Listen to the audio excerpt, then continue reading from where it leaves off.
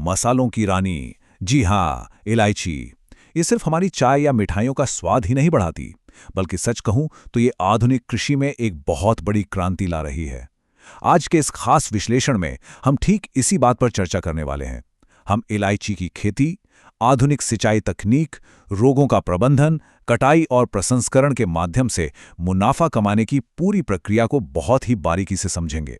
हम देखेंगे कि कैसे सही तकनीक अपनाकर एक साधारण से खेत को एक शानदार मुनाफे वाले व्यवसाय में बदला जा सकता है। तो चलिए बिना किसी देरी के शुरू करते हैं। शुरुआत करते हैं इस बहुत ही दिलचस्प नंबर से, 6 लाख रुपए। अब आप सोच रहे होंगे कि ये क्या है। देखिए, ये कोई हवाई बात नहीं है। ये असल में प्रति एकड़ इलायची की खेती से होने वाले अनुमानित मुनाफे को दर्शाता है।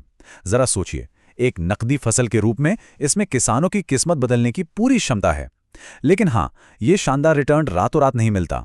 इसके पीछे एक बहुत ही सोची समझी और व्यवस्थित प्रक्रिया होती है, और उसी प्रक्रिया को हम आज कदम दर कदम समझेंगे। सबसे पहले बात करेंगे एक नकदी फसल के रूप में इलायची की असली क्षमता की।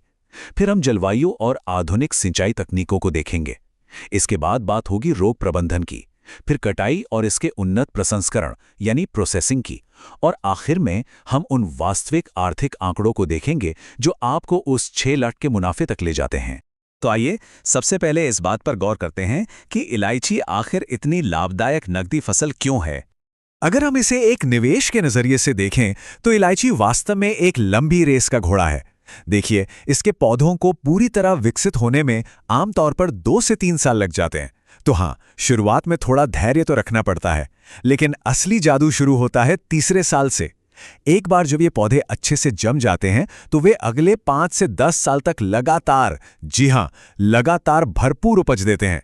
मतलब शुरू में बस थोड़ा समय और मेहनत लगाइए और फिर पूरे 1 दशक तक इसके फल एंजॉय कीजिए। अब आगे बढ़ते हैं और समझते हैं इसके लिए जरूरी जलवायु, मिट्टी और आधुनिक सिंचाई के तरीकों को। अब ये जानना बहुत जरूरी है कि इलायची थोड़ी नखरे वाली फसल है। इसे पनपने के लिए बिल्कुल सही माहौल चाहिए होता है। तापमान 10 से 35 डिग्री सेल्सियस के बीच होना चाहिए।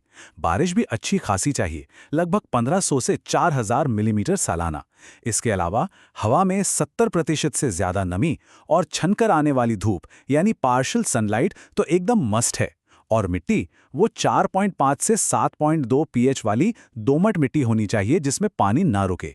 सच मानिए, इन शर्तों के साथ कोई भी समझौता नहीं किया जा सकता। अब क्योंकि इसे साल भर नमी चाहिए, लेकिन जड़ों में पानी का रुकना भी इसके लिए खतरनाक है, इसलिए सिंचाई का सही तरीका चुनना सबसे अहम हो जाता है। इसके लिए ड्रिप सिंचाई सबसे बेहतरीन है। इसे लगाना भी काफी सीधा सा काम है। सबसे पहले खेत और पौधों के बीच की दूरी नाप लें। फिर सिस्टम में कचरा जाने से रोकने के लिए वाटर फिल्टर लगाएं। इसके बाद फर्टिगेशन टैंक जोड़ें ताकि पानी के साथ साथ सीधे जड़ों तक खाद भी पहुंचाई जा सके। और बस आखिर में पौधों के ठीक पास ड्रिप पाइप बिछा दें। बहुत ही सिंपल। पुराने तरीकों को छोड़कर इस ड्रिप सिंचाई को अपनाना सच में एक गेम चेंजर साबित होता है। जब पानी और खाद सीधे जड़ों तक पहुंचते हैं तो जलभराव का कोई चांस ही नहीं रहता और पौधे गजब का विकास करते हैं। और इसका नतीजा, उपज में 25 से 40% तक की जबरदस्त बढ़ोतरी। फलियों का आकार भी बड़ा होता है और उनकी क्वालिटी भी एकदम बेहतरीन मिलती है। चलिए अब बात करते हैं उन चुनौतियों की जो इस फसल के सामने आती हैं, यानी प्रमुख रोग और उनका सही प्रबंधन। यहां आप जो फर्क देख रहे हैं ना, वो वाकई चौंकाने वाला है।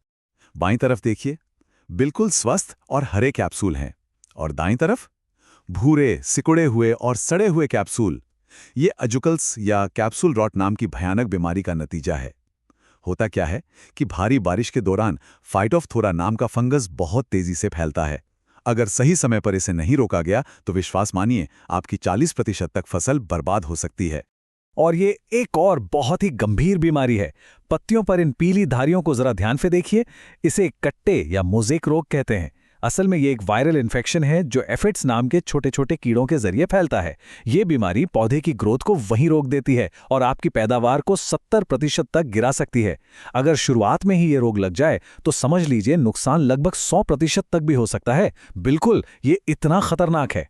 यही वजह है कि बीमारी से निपटने का सही तरीका चुनना बहुत जरूरी हो जाता है। अजुकल यानी फंगल सड़न के लिए 1% बोर्डो मिश्रण या मैनकोजेब जैसे रसायनों का स्प्रे काफी असरदार होता है। वहीं कट्टे वायरस को रोकने के लिए 0.1% नीम आधारित प्रोडक्ट्स का इस्तेमाल करके उन एफिड्स को दूर रखा जा सकता है। लेकिन अगर आप मुझसे पूछें तो सबसे समझदारी का काम है ISR विजेता जैसी वायरस प्रतिरोधी वैरायटी के पौधे लगाना। रोकथाम हमेशा इलाज से बेहतर होती है ना?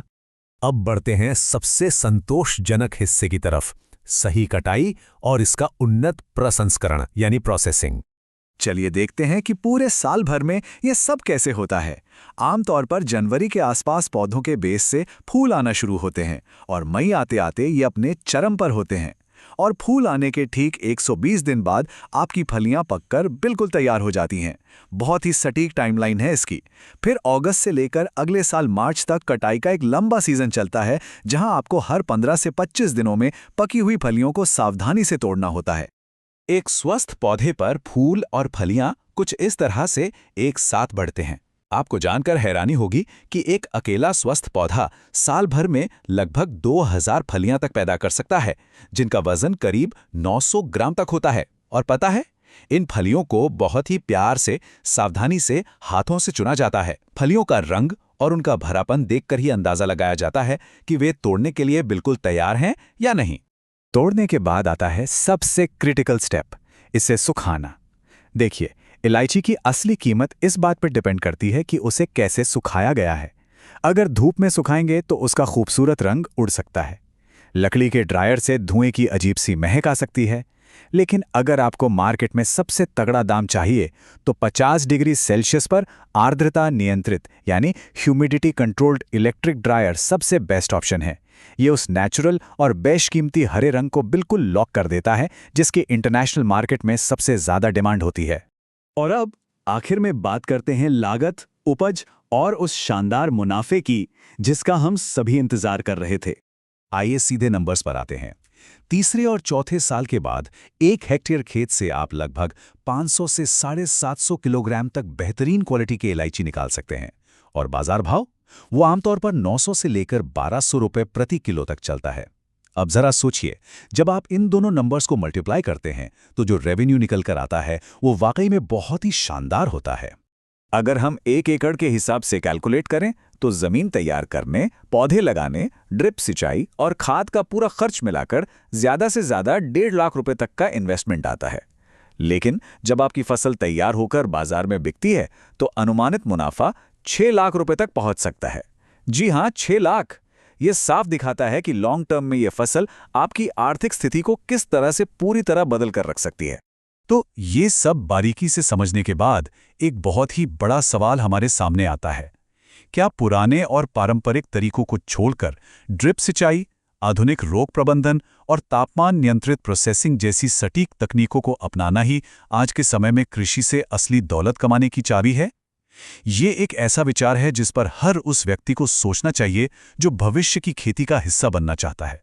हमारे आज के इस विश्लेषण में जुड़ने के लिए आपका बहुत बहुत धन्यवाद। मुझे उम्मीद है कि इलायची की खेती, आधुनिक सिंचाई तकनीक, रोगों का प्रबंधन, कटाई और प्रसंस्करण के माध्यम से मुनाफा कमाने की ये पूरी प्रक्रिया आपको अच्छे से समझ आ गई होगी।